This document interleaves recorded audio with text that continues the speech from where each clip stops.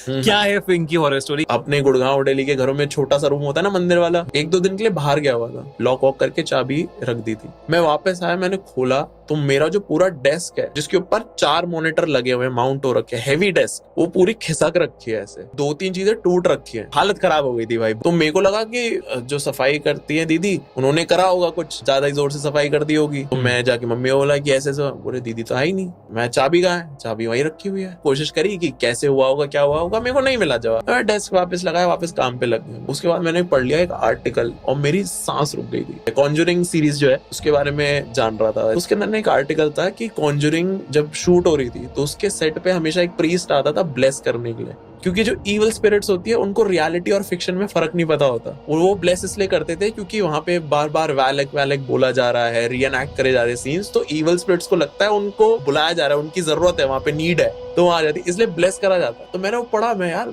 Good fact है, मैं काम करने लगा और मैं काम करते करते रुक गया मैं 1 सेकंड। मैं इसी रूम में बैठ के पिछले 1.5-2 साल से सारी हॉरर स्टोरी सुना रहा हूँ, सारी इवल स्पिरिट्स वगैरह, मेरी सांस रुक गई। मैं 3 दिन उस कमरे में नहीं गया था, कोई आने का कुछ नहीं मिला, लॉक्ड है भाई, लॉक्ड है। तो उसके बाद फिर हमने 3 BHK ले लिया, वहाँ स्टूडियो बिल्डअप कर लिया सब कुछ। 1 साल कुछ वहाँ पे काम करा मैं, और मेरे साथ एक और था जो काम करता था, ऋषि नाम है उसका। ऋषि रुकता था वहाँ पे रात को कई बार काम करते हुए, वहाँ पे हमने सोने का भी कर रखा था सब कुछ। तो ऋषि ना कंप्लेन कर रहा था पिछले 1-2 हफ्ते से कि भाई आवाजें आती है ऊपर से, कोई कुछ बोल रहा है, ऐसे कुछ अजीब अजीब आवाजें आती है। उसके बाद एक बार रात को हम जा रहे थे जिम, ऋषि ने लॉक करा, अच्छे से याद है मेरे को। जिम जाके जिम करा, सब कुछ करा, वापस बैठे गाड़ी में, स्टूडियो पहुंचे तो भाई चाबी नहीं है। चाबी ढूंढ रहे हैं भाई गाड़ी में, नीचे वीचे करके, मैं चाबी तो नहीं। वापस गए जिम में भी नहीं है। तो मैंने ऋषि को बोला कि भाई ध्यान रखा करना थोड़ा, अब तूने खोई है तो कल चाबी वाले को तू बुलाएगा, अभी मैं तेरे को घर छोड़ देता हूँ। तो उसको घर छोड़ के मैं वापस आ रहा था। अब मेरी कॉलोनी में ही था स्टूडियो के सामने से जा रहा था मैं गाड़ी लेके, तो स्टूडियो की ना बाहर की लाइट जल रही थी। फिर मेरे को दिमाग में लॉक करके वहीं तो नहीं गिरा दी। मैं गया चेक करने, नीचे नीचे चेक कर रहा हूँ, भाई नहीं है। वो जो स्टील वाला गेट है ना, उसमें जाली लगी हुई है कि यू कैन सी इनसाइड। ऐसे मैंने अंदर देखा, मेरे को वो की चेन दिख रहा है जो एक चाबी में था, फ्रिज के ऊपर दिख रहा है मेरे को, चाबी तो एक ही थी। ये अंदर क्या, मैंने फोन करा, भाई मेरे को चाबी दिख रही है सामने, फ्रिज के ऊपर है। बोला क्या बात कर रहा है, बोला फोटो भेज। मैं फोटो खींच रहा हूँ, वो जाली के थ्रू अच्छे से फोटो जा नहीं रही। मैं भाई चाबी मेरे को दिख रही है, मैं झूठ क्यों बोलूंगा। तो ऋषि ने एक बात बोली, भाई इसका मतलब है घर के अंदर है कोई। और रात के 2 बज रहे हैं, 3:30 हो गए थे। मैं ऋषि को लेके आया, हम चाकू डंडे लेके खड़े हैं। हमने